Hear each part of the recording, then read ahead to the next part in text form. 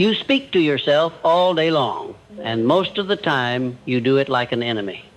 That is the truth you have been avoiding. You walk, you work, you sit in silence, and inside your own skull a running commentary follows you, judging you, limiting you, reminding you of every mistake you have ever made. No one else hears it. No one else corrects it. It is the only voice that is with you from the moment you wake until the moment you sleep. And you have let it talk to you in a way you would never allow from another man. Then you wonder why your confidence is thin, why money seems distant, why every new idea dies before it is born. Your life is not only shaped by what happens to you, it is shaped hour by hour by how you talk to yourself about what happens. You are not poor only because of wages, circumstances, or misfortune. You are poor in mind because your inner language has been trained to think in terms of lack, fear, and defeat. Listen to the phrases that have become your habit.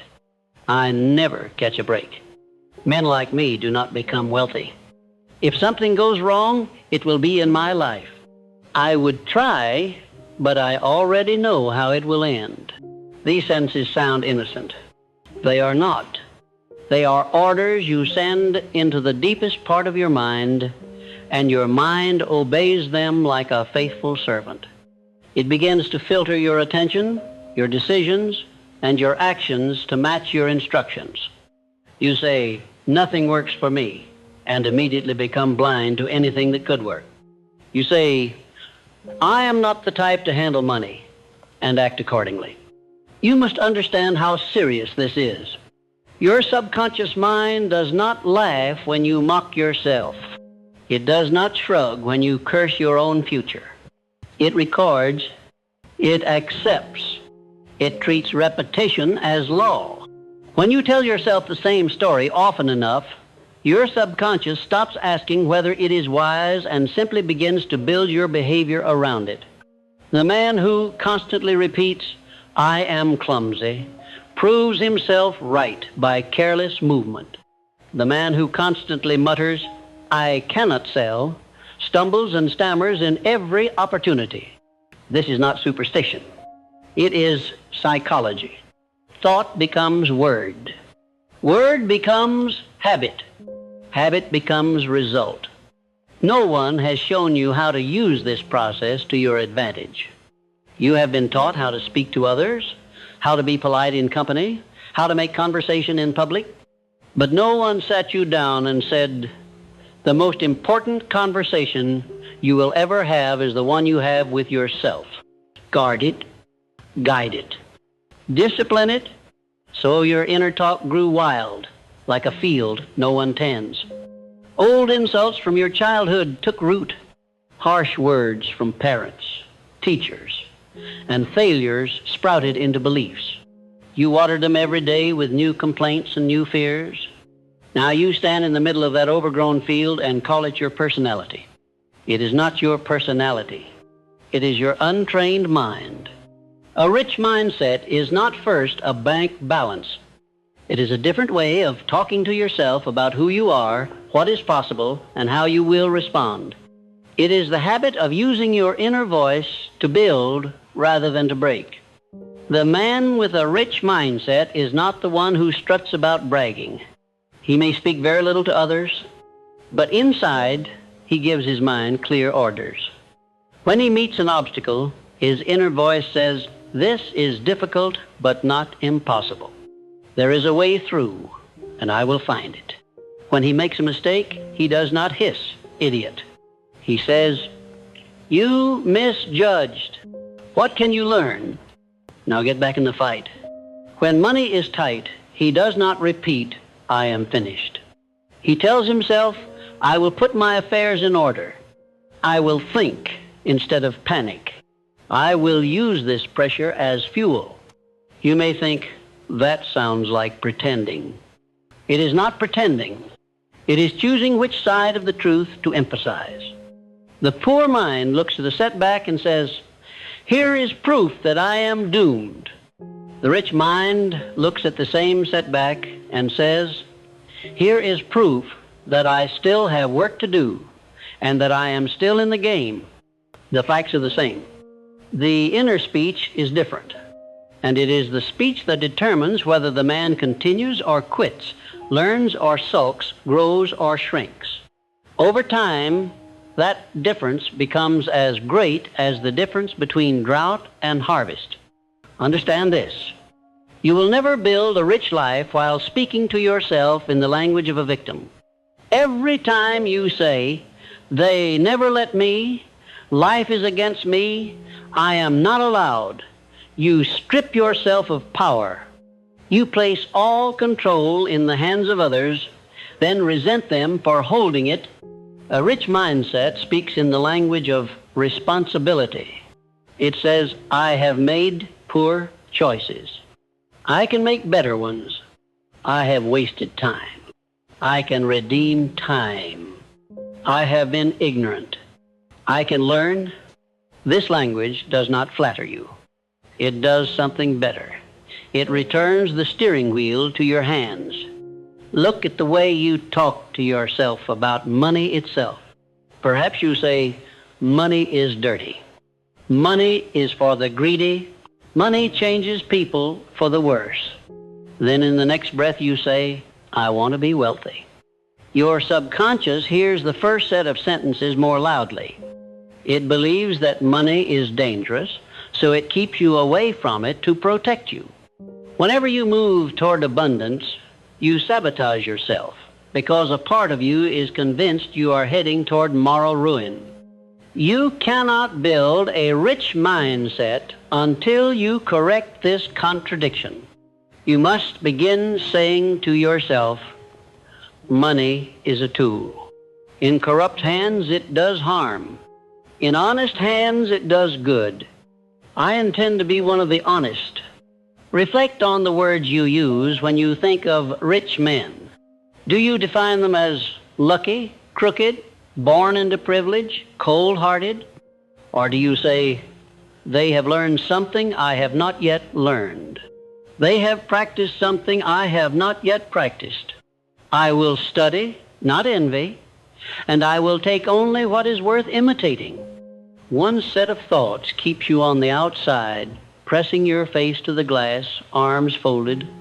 The other opens the door and says, "If they learned, I can learn. If they built, I can build." Your inner talk decides whether wealth is a foreign country or a destination. You must also face a hard truth. Your self-talk about your own abilities has been lazy. You have said, "I am just not good with numbers. I am not the kind of man who can negotiate. I cannot understand business.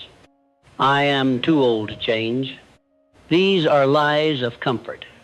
They excuse you from effort. Every time you repeat them, you dodge the responsibility to learn. A rich mind replaces these dead-end statements with living ones. "I have not yet learned to manage numbers well. I can. I have not yet practiced negotiation. I can. I do not yet understand business deeply. I can begin today. My age means I must work urgently, not that I must stop." Notice the difference. One tone ends your growth, the other demands it. Your current inner language was not chosen by you, it was absorbed.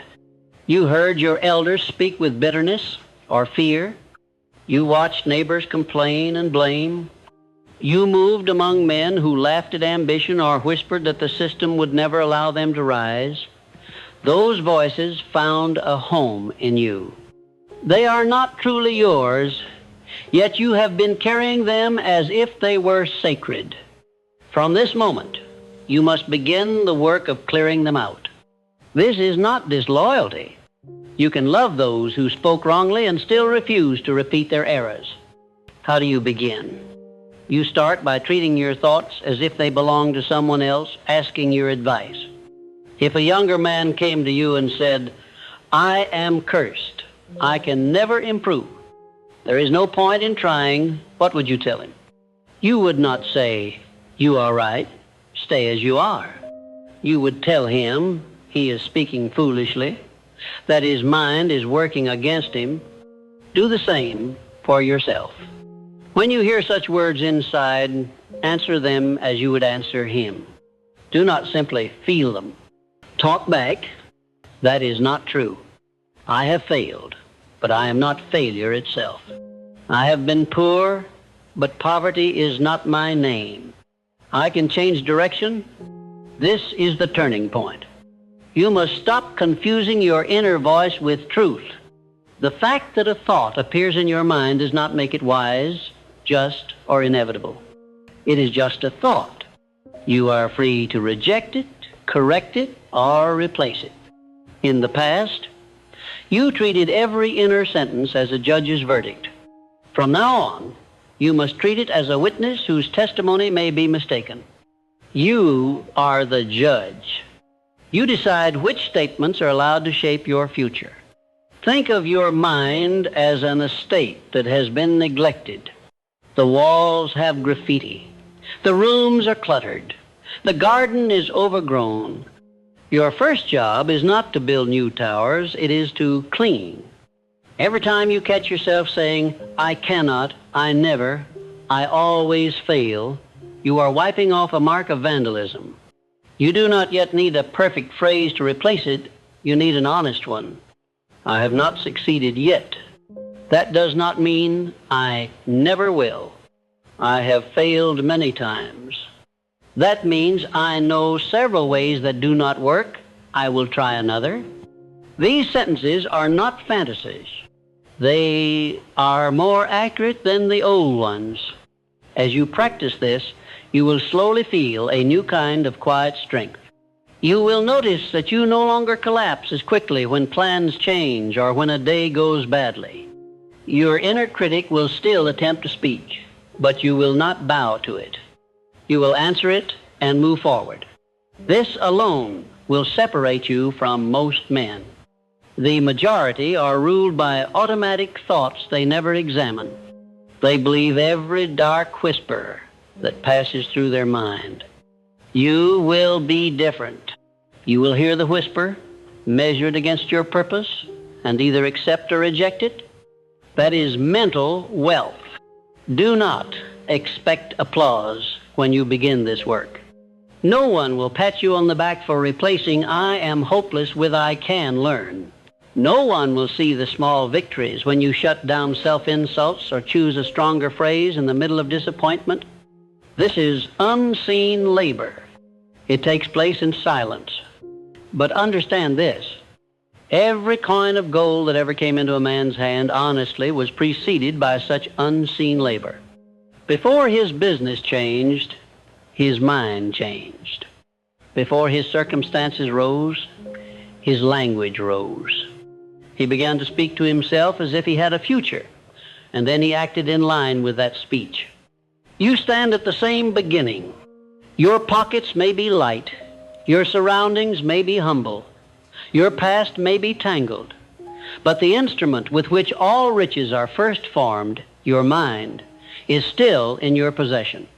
You can continue letting it speak to you like a defeated servant, or you can begin talking to it like a commander who has decided to lead his life instead of merely endure it. The money, the opportunities, the connections will come later. The rich mindset must come first, and it starts with the next sentence you allow to live in your head. Now that you see how carelessly you have allowed your inner voice to run, you must put it under discipline. You will not build a rich mindset by waiting for positive thoughts to appear. They do not arrive by accident. They are drafted, trained, and drilled. You must become, in effect, the general of your own inner army. And the first thing a general does is take a clear roll call of those under his command. Until now, most of your thoughts have been deserters and saboteurs. They have been working for your fears, not for your purpose. That ends when you decide it ends. Begin by choosing, with cold clarity, what you want your mind to believe about you. Not fantasies, not wild boasts. Clear, strong, honest, convictions that will make you more effective. For example, I am capable of learning anything necessary for my advancement. I am responsible for my financial condition and capable of improving it. I am persistent. I finish what I begin. I grow calmer and sharper under pressure instead of weaker. These are not ornaments, they are instructions. You will not merely recite them, you will lay them like rails in your subconscious so that your behavior begins to run along them. To do this, you must engage three elements at once: words, repetition, and feeling. Words alone are not enough. You have already mouthed empty phrases in the past, short bursts of enthusiasm that faded by the next morning. Repetition alone is not enough. A parrot can repeat without transformation. Feeling alone is not enough. Mood rises and falls with weather, meals, and chance events. But when you take carefully chosen words, repeat them often, and speak them with a definite feeling of decision, you are engraving new patterns on your mind. That is autosuggestion in its true form. Set aside times each day when you will talk directly to yourself with intention. Not when you feel inspired, especially when you do not. Upon waking, while your mind is still quiet, sit up, put both feet on the floor, and give yourself your own orders for the day. Say, "Today I will not speak one word against myself. Today I will interpret every difficulty as training instead of punishment. Today I will direct my thoughts toward my chief purpose." Becoming a man who creates value and handles wealth wisely. Do not murmur these lines half asleep. Pronounce them so that your own ears understand you mean them. At first you will feel foolish. That is your old voice sneering. This is childish. This will not change anything. You are the same man you have always been. Answer it at once. If speaking against myself for years helped shape my failures, speaking for myself with discipline will help shape my success. I have been foolish in allowing the old phrases to run free. I will be wise in choosing new ones. Then continue. You do not argue with the old voice for long, you overrule it. Your self-talk must be simple and definite. Do not cloud it with long speeches. Pick a few powerful lines and drive them in like nails. For example, "My mind is my greatest asset. I will not use it to attack myself. I look at my money with clear eyes. I know where it goes. I am building habits today that will support wealth tomorrow. I am the kind of man who finishes." Each statement leaves no room for vagueness. Your subconscious understands plain orders. Give them. During the day, you must be ready for ambush. Your old thought patterns will not leave quietly. They will strike at familiar moments. When you make a mistake, when someone criticizes you, when you look at an obligation, when you feel tired. In those moments, you are likely to fall back into sentences such as, "I knew I would fail. I am not cut out for this. Nothing ever changes. What is the point?" Do not let those words pass unchecked. The instant you catch them, cut them off. Replace them with your new orders. Suppose you misplace an important document or forget a detail in your work. The old voice says, "You always do this. You are hopeless." Seize it and answer, "No. I made an error I can correct. I am becoming more careful each day. I will put a system in place so this does not happen again." Then take an action that matches those words. Create a list, organize your materials, write a reminder. You have now used self-talk not only to prevent damage to your self-respect, but to direct your behavior toward improvement. This is how a rich mindset grows. Word followed by action, repeated until it becomes character. Pay special attention to how you talk to yourself about your time. A poor mind constantly tells itself, I have no time. Everything is a rush. I am always behind. These phrases create a feeling of constant pressure and helplessness. You end the day exhausted and resentful, convinced that your circumstances stole your hours. A rich mind speaks differently. My time is limited, but it answers to me. I can decide what is important. I will use blocks of time on what builds my future, not only on what screams loudly. When you hear yourself say, I have no time, you must correct it immediately. I have as much time in the day as any man. I must choose where it goes. If my hours are scattered, I can gather them. In practical terms, this means ordering your thoughts before you order your tasks. Take a few minutes at the start of each day to speak your priorities aloud to yourself. First, I will complete this essential work. Then I will attend to this obligation. This other matter can wait. It is not urgent. You are not only making a list, you are giving your mind a structure to operate within. When distractions rise, your inner voice can say, no, this is outside today's plan. The same self-talk that used to scatter you can now corral your attention. Another area where your language must change is in how you describe your past. Many men keep their failures alive by talking about them as if they happened yesterday. They say, I always make bad choices. I lost everything once. It will happen again. I trusted and was betrayed. I will never trust anyone. This is the talk of a man who has turned his history into a prison. A rich mind does not deny the past, but it speaks of it as raw material, not destiny. It says, I have failed and paid dearly. That payment purchased experience. I am wiser now. I will not waste that purchase by repeating the same blindness. When a painful memory rises, you have a choice. You can rehearse the injury, or you can rehearse the lesson. The first keeps your wound open.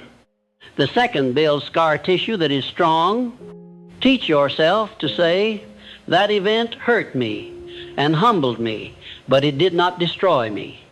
I walk differently because of it. I see more clearly because of it.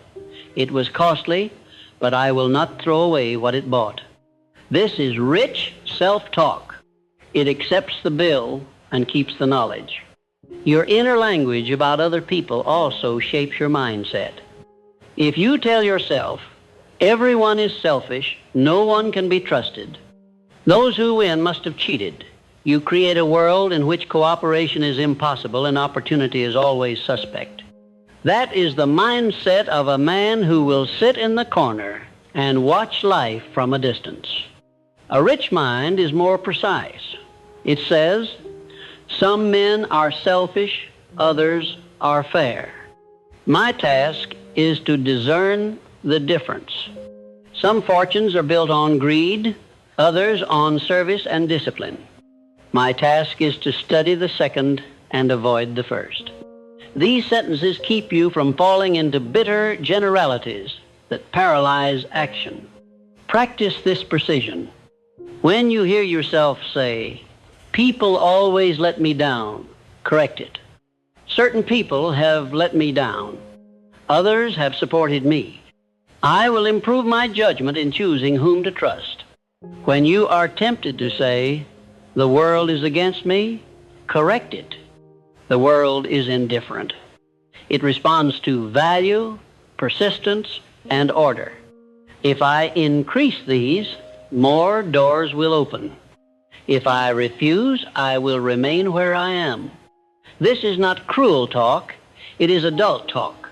It invites you to grow instead of inviting you to complain. Now turn your attention directly to money. Many men secretly speak to themselves about money as if it were a force that plays games with them. Whenever I get ahead, something happens. Money hates me. Bills appear out of nowhere. This is childish language. It turns coins and notes into mischievous spirits. A rich mind speaks of money as what it is: a measure, a tool, a result. It says, money comes in when I create and deliver value. It goes out when I exchange it for needs, wants, or waste. If I respect it, it will respect me. If I handle it carelessly, it will leave.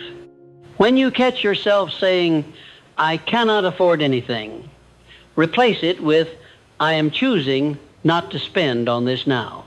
My priority is to strengthen my position. One statement declares total helplessness, the other declares control. When you think money is scarce, correct it with, money is scarce in my life because my skills, discipline, or understanding are still scarce. I can change that by study and effort. In this way, your inner talk turns every complaint into a task. Complaints drain. Tasks direct. You must also discipline how you talk to yourself when you see another man enjoying wealth. A poor mind whispers he does not deserve it. It must have been handed to him. He must have cheated. Even if these things are sometimes true, repeating them makes you spiritually smaller. It trains your mind to believe that success is always crooked. Then when you move toward success, you feel guilty and slow yourself down. A rich mind answers, if he has built something real, there is something I can learn. If his wealth is unjust, time will test it. My concern is to build mine on clean foundations. Try this experiment. Whenever you feel jealousy arise, instead of feeding it with ugly words, say to yourself, his success does not diminish mine. The supply of opportunity is not fixed. I will examine what he did well and ask what I must improve. Then put your attention back on your own path. The more you practice this, the less power envy will have over you. Your energy will move from grumbling to growth. That is rich thinking. Understand that none of this matters if you do not tie your self-talk to action. If you tell yourself, I am disciplined while living in chaos, your mind will eventually rebel. It will mark your words as lies and ignore them. The way to avoid this is to choose phrases that demand action each day. I am a man who keeps his word must be followed by keeping at least one small promise to yourself daily. I am a man who respects money must be followed by writing down what you spent and earned. I am a man who learns must be followed by opening a book, studying a skill, or reviewing your results. When word and action match, the subconscious believes and cooperates. Start with small, concrete commands that you can obey even on a poor day. For example, today I will not call myself names. Today I will record every coin that leaves my hand. Today I will spend 15 minutes studying something that can increase my usefulness. These are not grand claims, they are bricks. Lay them daily. After several weeks, you will be able to say with more strength, I am becoming a man of order, a man of learning, a man of self-respect. You will have proof. Proof gives weight to your self-talk. Weight gives it power. Guard also the tone in which you speak to yourself. Some men think they are being realistic when they're simply being cruel. They lash themselves inside, believing that harshness will force them to improve. In truth, it only weakens their spirit and makes them secretly loathe effort. A rich mind is firm but not vicious. It says, you have been lazy. That must stop. But it also says, you are capable of better. Now move. It does not indulge in insults. It issues commands. You are not a dog to be beaten. You are a soldier to be drilled. Speak accordingly. Over time, as you persist in this work, you will notice that your inner talk starts to change even when you are not consciously directing it. A difficulty will arise, and instead of your old chorus of curses, you will hear, slow down, think, there is a way. An expense will appear, and instead of, I am ruined, you will hear, this is why you are strengthening your foundation. Adjust and continue. This is the sign that your subconscious has begun to accept the new language as normal. You are no longer forcing every sentence. Your mind is beginning to generate rich talk on its own. From the outside, nothing dramatic may yet be visible. Your clothes may be the same, your dwelling the same, your work the same, but inside, the soil has changed. Seed planted in this soil will grow differently. Plans will be pursued with more persistence. Opportunities you would have dismissed as not for me will now be examined. Mistakes that once sent you into hiding will now send you to your notebook to extract the lesson. All of this begins in the way you talk to yourself when no one else is listening. You will have setbacks in this discipline. There will be days when you speak to yourself as brutally as ever without catching it until the evening. Do not turn that failure into another weapon. Do not say, I cannot even change my thoughts. I am hopeless. That is the old language trying to pull you back. Instead, say, today I forgot my post at the gate of my mind. Tomorrow I will return to it. I have already seen that I can do better. I will repeat that. Not this lapse. Then prove it the very next morning by resuming your practice. Remember this. Every rich life rests on invisible pillars. Those pillars are convictions about self, about effort, about money, about failure, about possibility. Convictions are poured in words and hardened in action. Until you take control of those words, you are letting someone else design the pillars under your own house. That is no way for a man to live. A man who intends to rise must seize that right for himself. He must say, from this day, no sentence will live in my mind unchecked if it makes me smaller, weaker, or more helpless.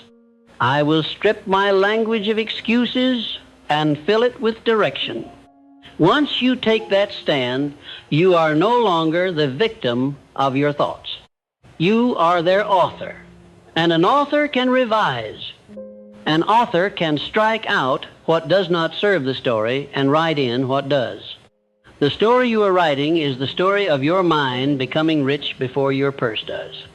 When your mind has been trained to think like wealth, calmly, responsibly, creatively, persistently, the outer wealth will have something solid to rest upon. Without that, any coins you gather will be temporary guests. With it, they can become servants. Your self-talk is where that training begins and where it is maintained day after day, without applause, but with immense reward. You have begun to see that you are the author of your inner speech. Now you must learn to use that authorship with greater precision. A man does not become rich in mind by repeating a few pleasant lines in the morning and then allowing chaos the rest of the day.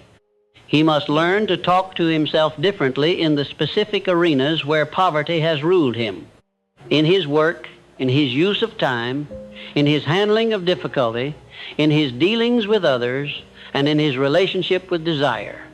Each of these areas has its own old phrases, like weeds with deep roots. Each must be dug out and replaced. Start with your work, for most of your waking hours are spent there. A poor mind approaches work with an inner groan. Another day, the same struggle. I am forced to do this. Every such thought weakens the muscles of your spirit. You become heavier before you lift a hand. A rich mind will not permit such talk. It says instead, This is my present field. I will not curse the soil in which my future grows.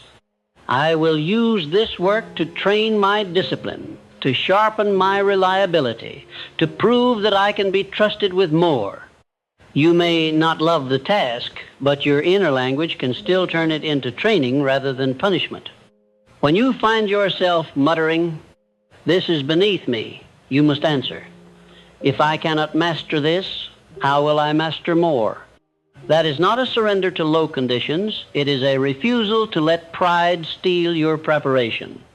Many men remain poor because they waste years despising the very duties that would have built the habits required for higher positions.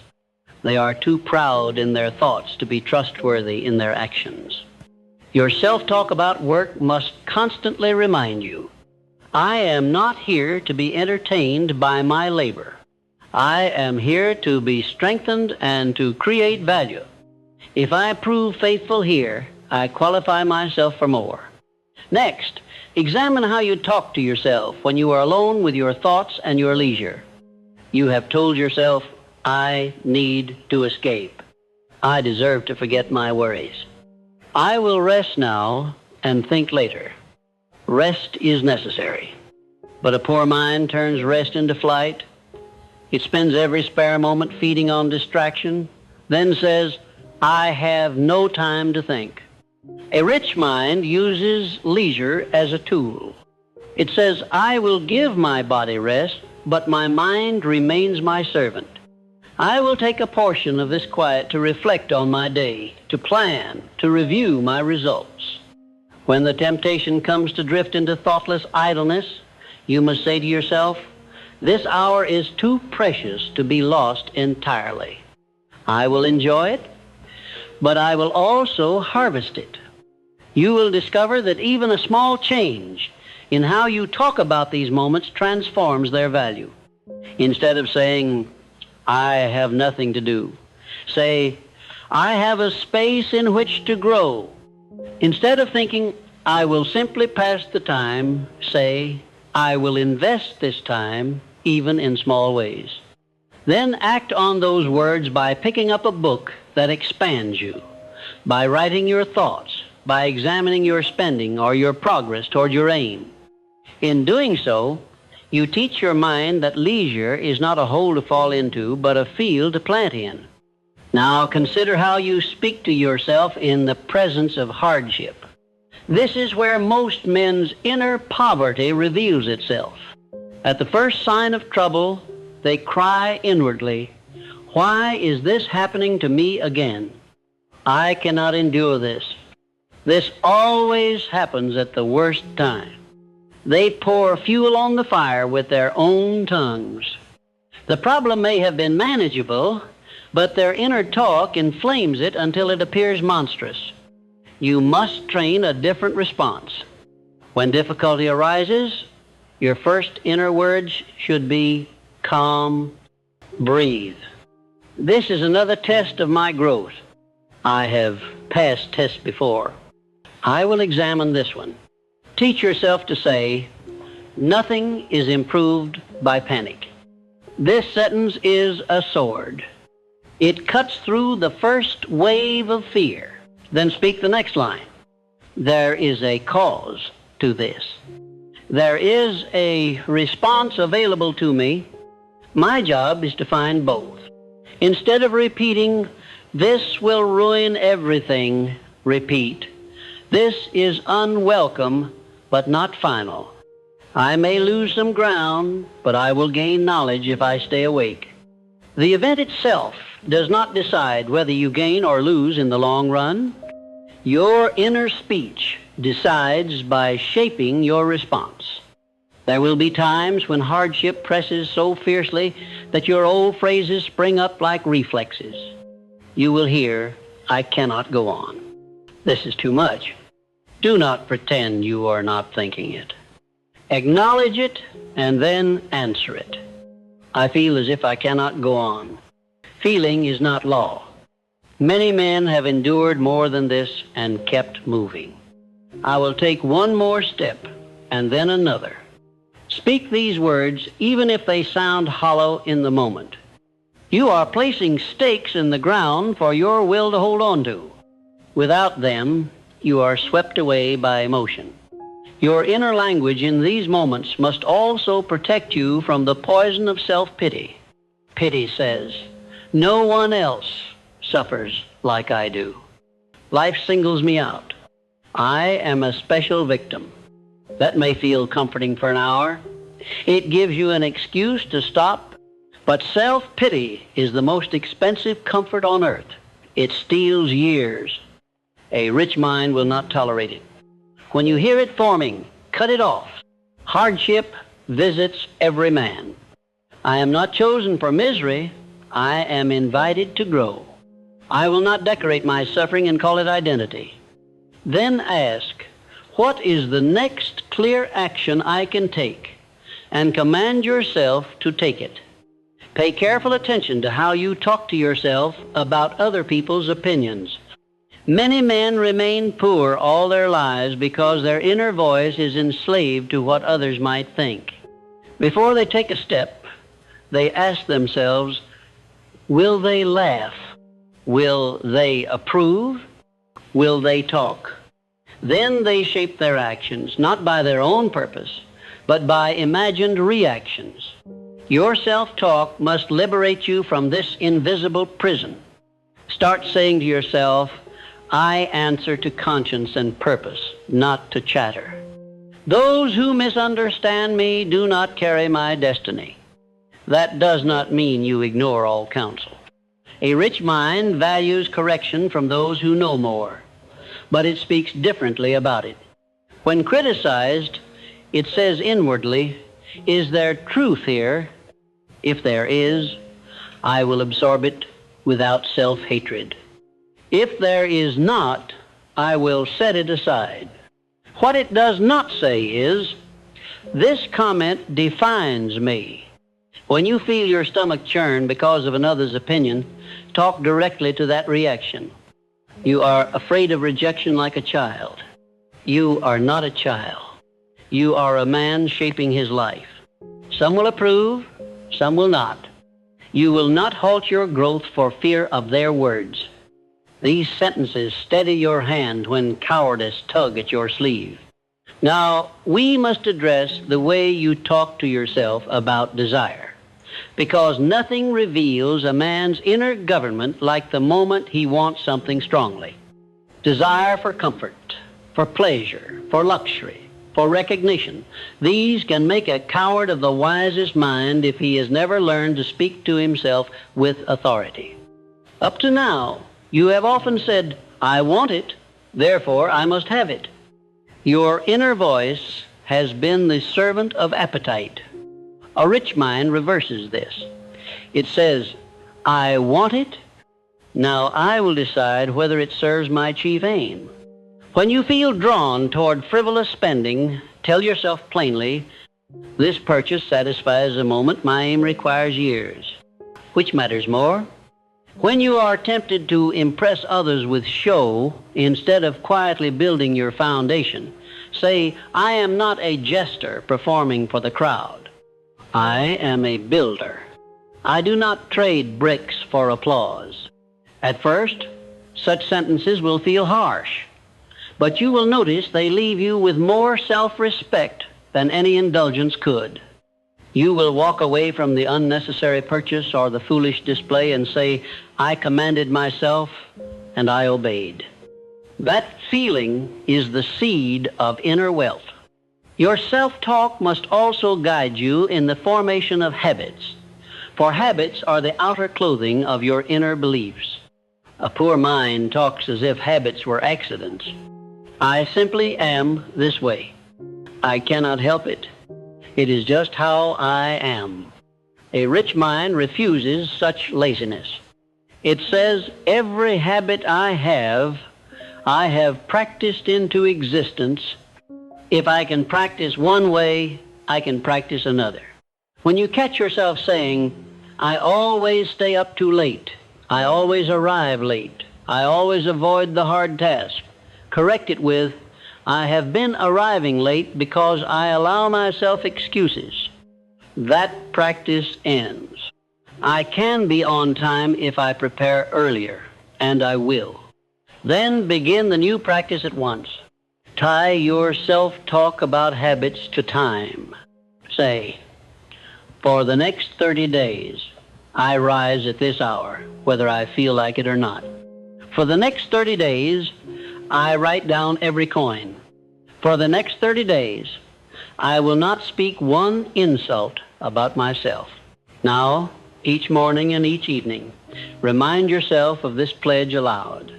I am the man who is in the middle of 30 days of discipline in this area.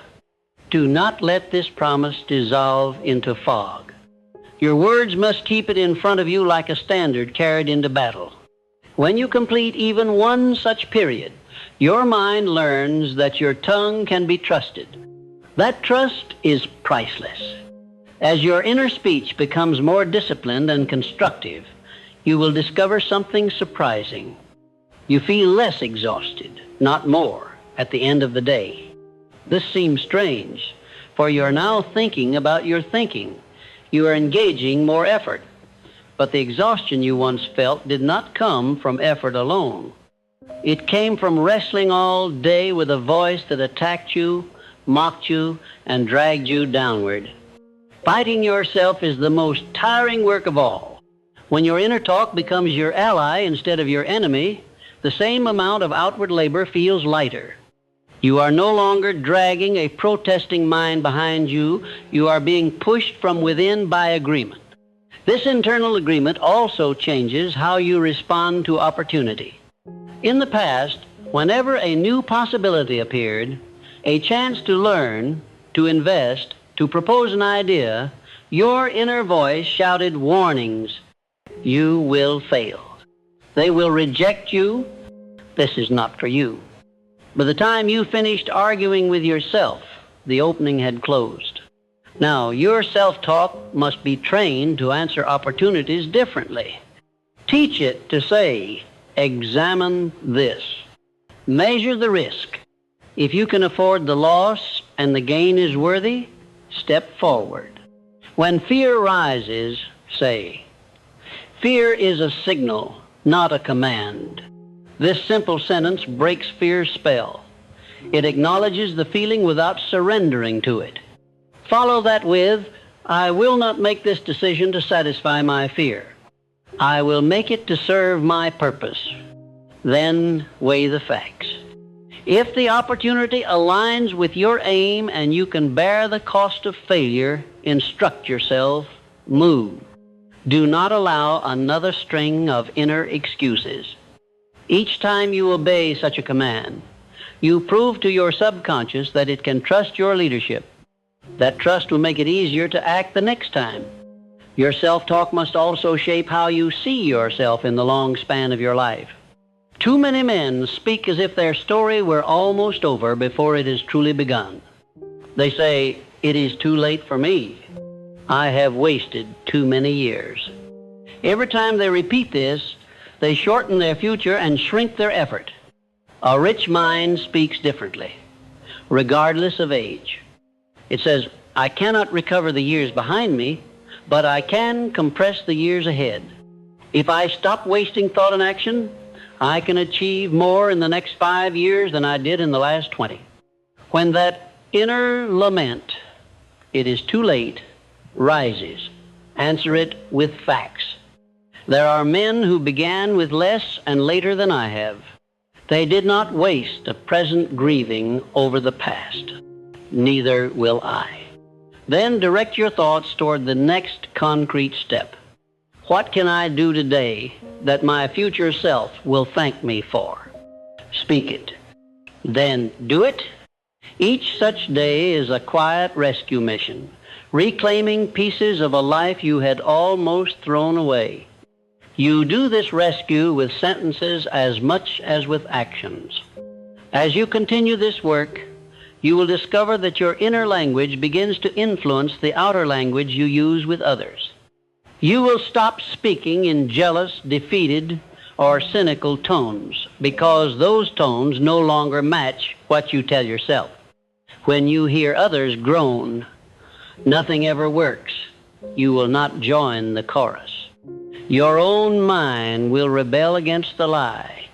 You may not argue, but you will at least think. That is not true. Something always works for the man who keeps adjusting. You will be less drawn to conversations that revolve around blame and more drawn to those that revolve around building. This shift in your surroundings is another form of wealth. Do not be surprised if certain companions drift away as your self-talk changes. Men who feed on complaint feel uncomfortable around someone who refuses to poison himself in the same way. They may accuse you of being proud or unrealistic. Let your inner speech answer calmly. I am not above anyone. I am simply unwilling to keep speaking words that chain me.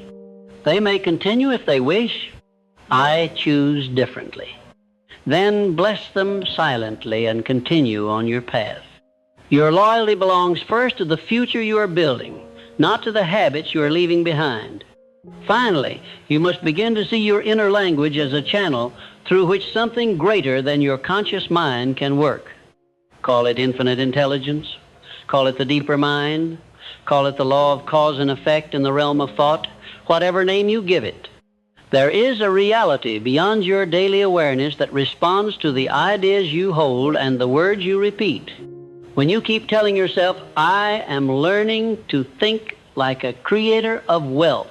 I am seeking ways to serve more intelligently. I am ready to recognize opportunity," you are not only instructing your own faculties, you are also attuning yourself to suggestions, insights, and encounters that match that pattern. You will notice coincidences, a conversation that arrives just when you need it, a book that falls into your hands at the right time, a chance meeting that leads to new business. The poor mind calls this luck and still talks in defeat between strokes of good fortune. The rich mind sees these events as responses to the steady vibration of its inner language. It continues to speak clearly and act firmly, knowing that thought and life are bound by law. This is why it is so vital that your self-talk be clean, disciplined, and aligned with what you truly seek to build. You are tuning the instrument through which guidance, ideas, and strength can flow. A cracked, complaining instrument receives little and distorts what it does receive. A well-tuned, purposeful instrument becomes a channel for power. No one can tune it for you. You tune it every time you open your mouth inside your own head. By now, you see that learning how to talk to yourself to build a rich mindset is not a small embellishment to your life. It is the central craft. Around it, everything else gathers. Your habits, your courage, your skills, your relationships, your use of time, your handling of money. You have in your possession, at this very moment, the tool that determines whether all other tools will be used well or wasted. That tool is your tongue turned inward. Use it as you have been, and you will remain where you are, reinforcing your own chains. Use it as a man who has awakened to his responsibility, and you will, step by step, build a mind so rich that external wealth will one day seem not like a miracle, but like the natural consequence of who you have become. You now stand where very few men ever arrive.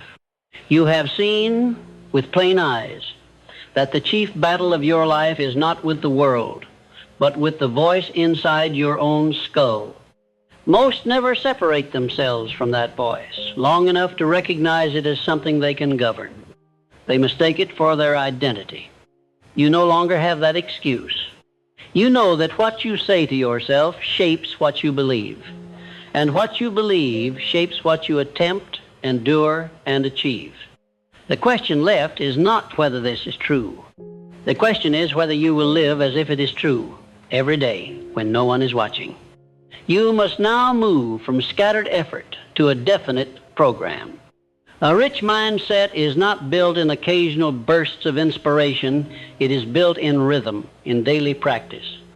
You need a simple structure that you can follow until right self-talk becomes as automatic as breathing. Begin with 3 anchors in your day: morning, mid-course, and night. Around these 3, your inner language will take shape. In the morning, before the world has crowded into your mind, you must plant your own seed. Rise and sit upright. Do not begin the day by replaying yesterday's worries or anticipating today's annoyances. This is your most fertile mental hour. Speak to yourself clearly. My mind is my instrument. I will not allow it to insult me or chain me today. I am a man who is building value, order, and character.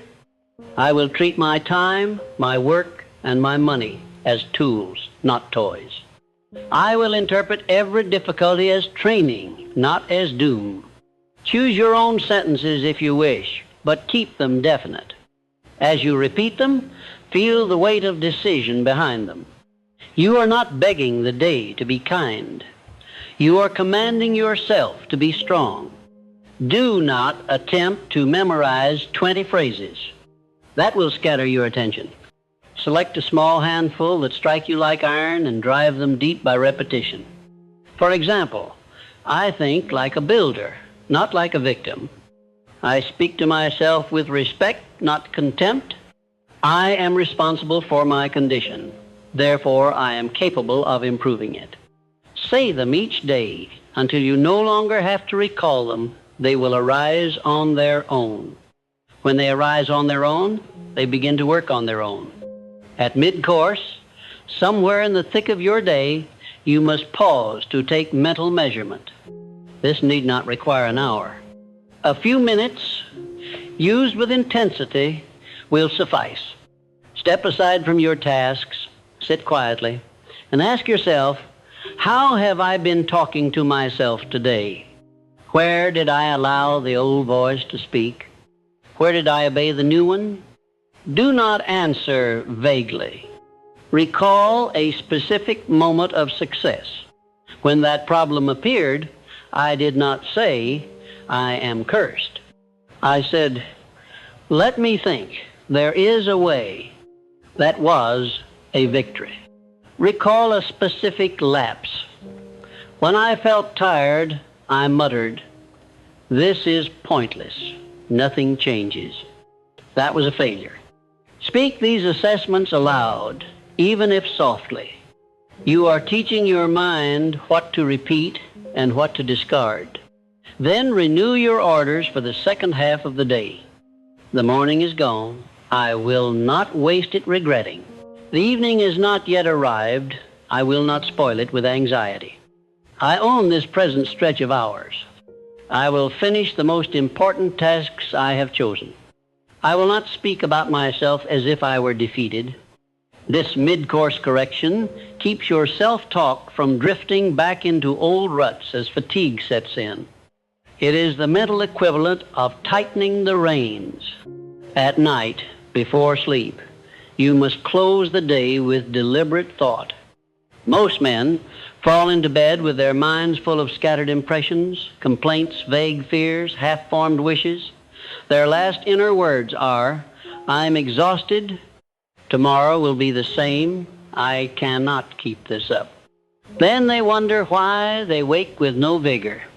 You must give your subconscious a different set of instructions to carry into the night. Review the day briefly. Acknowledge your failures without cruelty. Here I broke my promise to myself. That is not acceptable. I see why. I will adjust my environment or my plan so this temptation is weaker tomorrow. Acknowledge your successes without boasting. Here I obeyed my new voice. I persisted when I wanted to quit. I handled that conversation with more calm than before. That is progress. Then speak a final command. Today is over. I will not drag it into tomorrow as self-accusation. I have learned from it. That is enough. As I sleep, My deeper mind will sort these lessons.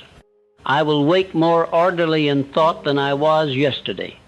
These words are not magic charms. They are agreements you make with yourself. The more you honor them in your waking hours, the more your subconscious will honor them in its silent work.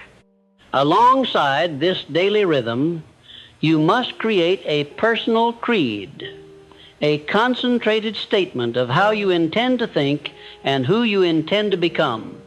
This creed is not for public display. It is the charter of your inner government. It might say, I will never again speak of myself as a victim of life. I accept full responsibility for the thoughts I allow, the words I repeat, and the habits I form.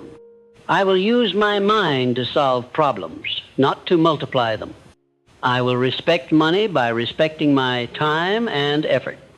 I will treat every setback as a lesson, every success as a test of my humility, and every day as a chance to grow in value to myself and others. Write this creed. Refine it until every line cuts you and calls you higher. Then read it to yourself daily with attention.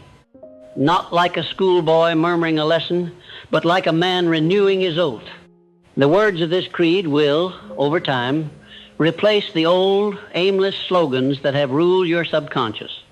Where you once repeated, nothing ever works, you will now hear, I turn problems into instruction.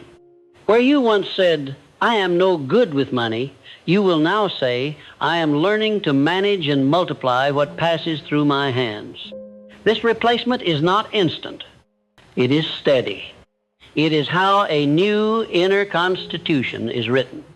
You must also guard against two dangers that arise when a man begins to control his self-talk: arrogance and pretense.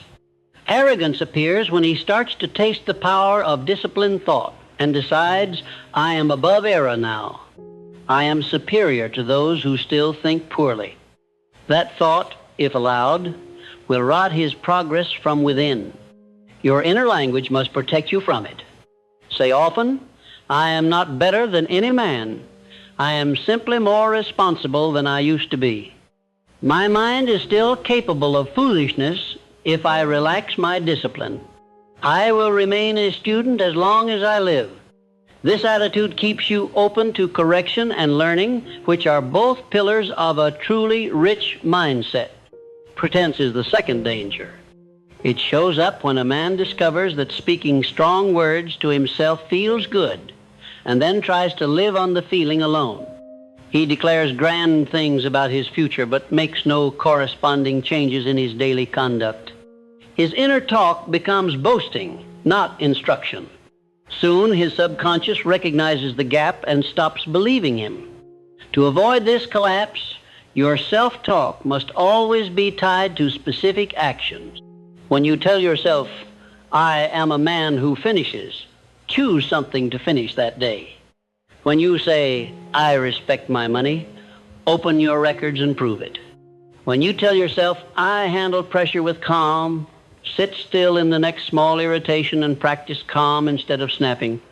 Without this constant linking of word to deed, your self-talk is a house built in the air.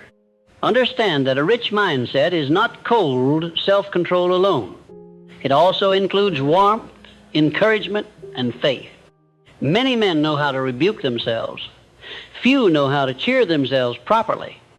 You must learn both. When you have done well, do not withhold all praise.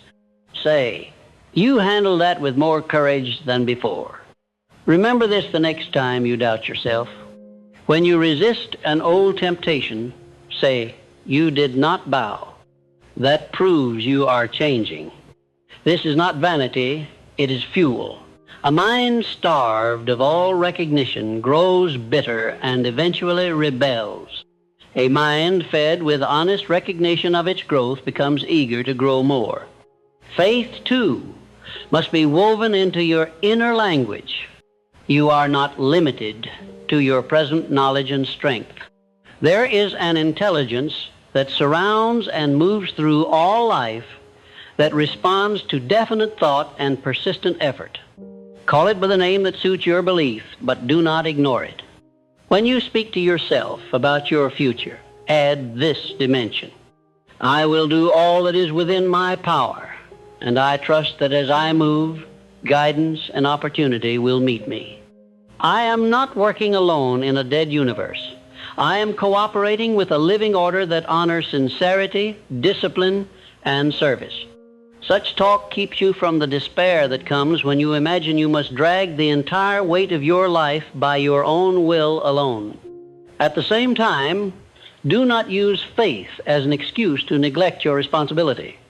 Your inner speech must never become, something will save me while I continue to think and act carelessly. That is superstition, not faith. True faith says, I will prepare my mind, organize my affairs, take the next rational step, and trust that what lies beyond my control will bring what I need in due season. This union of clear self-talk and humble confidence in a higher law makes a man both steady and bold. You will notice, as months pass under this discipline, that certain phrases disappear from your inner life entirely. You will no longer automatically say, always, never, impossible, about yourself. You will grow cautious about declaring permanent judgments based on temporary conditions. Instead of, I am finished, you will think, I have been knocked down, I will get up. Instead of, this is hopeless, you will think, this is hard, I must think more creatively. These subtle shifts, multiplied hundreds of times in a year, change the path of your life as surely as a consistent change in the angle of a compass changes the destination of a ship.